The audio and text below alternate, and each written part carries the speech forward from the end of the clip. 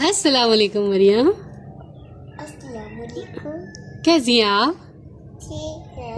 क्या कर रही हैं? कुछ नहीं, बस 2 कप केक के पास बैठी। ये कप के किसके हैं? मैं लाई हूँ। कहाँ से लाई हो? जैरी के साथ गई थी। आज आपने मुझे पोएम सुनानी है। हूँ। कौन सी वाली?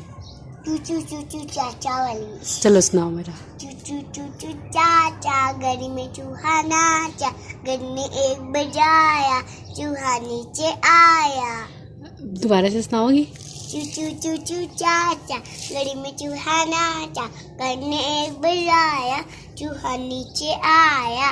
ये किसकी फेवरेट पोएम है? खाला कौन सी खाला की? सिबिया। और खाला सिबिया के लिए पढ़ रही हो? खाला को कह दो खाला मैं आपके लिए पढ़ रही हूँ।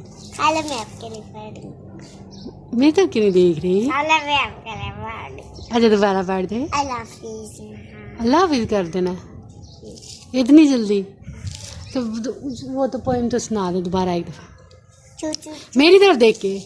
चू चाचा, गली में चूहा नाचा, गली ने एक बजाया, चूहा नीचे आया।